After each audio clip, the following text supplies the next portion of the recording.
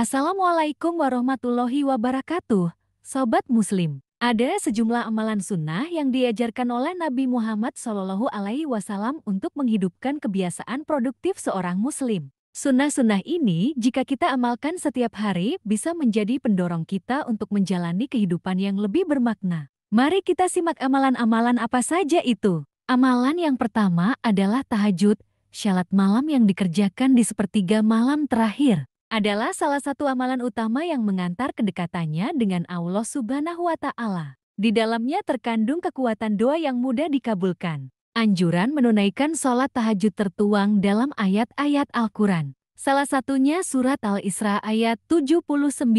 Dan pada sebagian malam, lakukanlah sholat tahajud sebagai suatu ibadah tambahan bagimu.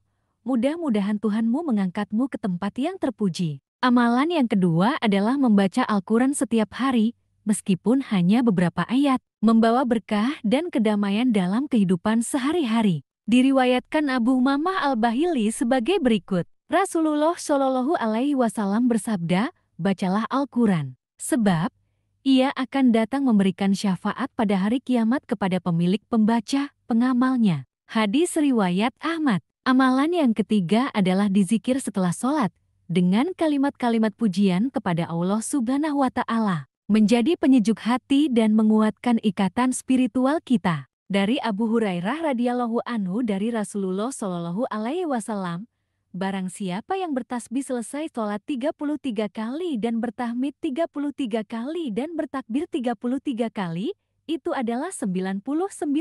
Dan disempurnakan menjadi 100 dengan ucapan La ilaha illallah wahdahu la syarikalah lahul mulku wa lahul hamdu wa huwa ala kulli syai'in qadir, akan diampuni dosa-dosanya meski sebanyak buih di lautan. Hadis riwayat Muslim. Amalan yang keempat adalah menjaga sholat sunnah rawatib, memberikan kita kesempatan untuk mendapatkan bangunan surga di akhirat. Dari Ummu Habibah, Ummul Mukminin radhiyallahu anha, ia berkata, aku mendengar Nabi Shallallahu Alaihi Wasallam bersabda, barang siapa melakukan sholat 12 rakaat dalam sehari semalam, niscaya dibangunkan sebuah rumah baginya di surga. Hadis riwayat Muslim. Amalan yang kelima adalah dizikir pagi dan petang mengingatkan kita akan kebesaran Allah Subhanahu wa Ta'ala dan memperkuat rasa takwa dalam diri. Dalil Al-Quran tentang dizikir pagi dan petang adalah pada surat Al-Ahzab 41-42.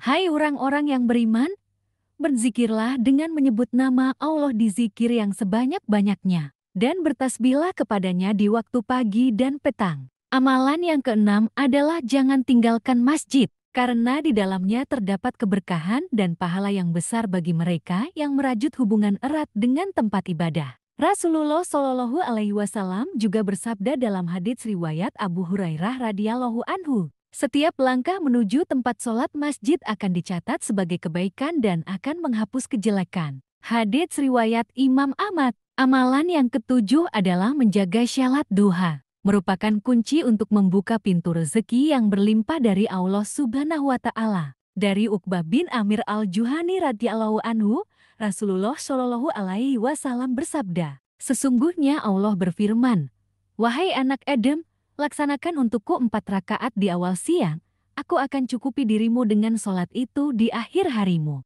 Hadis riwayat Ahmad. Amalan yang kedelapan beramal sedekah setiap hari, tidak hanya menyenangkan Allah Subhanahu wa Ta'ala, tetapi juga mendatangkan berbagai berkah yang melimpah. Ayat Al-Quran tentang sedekah adalah sebagai berikut. Perumpamaan nafkah yang dikeluarkan oleh orang-orang yang menafkahkan hartanya di jalan Allah adalah serupa dengan sebutir benih yang menumbuhkan 7 bulir. Pada tiap-tiap bulir 100 biji, Allah melipat gandakan ganjaran bagi siapa yang Dia kehendaki. Dan Allah maha luas karunia-Nya lagi maha mengetahui. Quran Surah Al-Baqarah 261. Amalan yang kesembilan adalah menjaga wudhu dengan baik, mengindikasikan rasa cinta dan penghormatan kita kepada Allah Subhanahu wa Ta'ala. Keutamaan menjaga wudhu ini sebagaimana dikatakan oleh Abu Hurairah radhiyallahu anhu, bahwasanya Rasulullah Shallallahu Alaihi Wasallam bersabda, sesungguhnya umatku akan dihadirkan pada hari kiamat dalam keadaan putih bercahaya disebabkan bekas wudhu.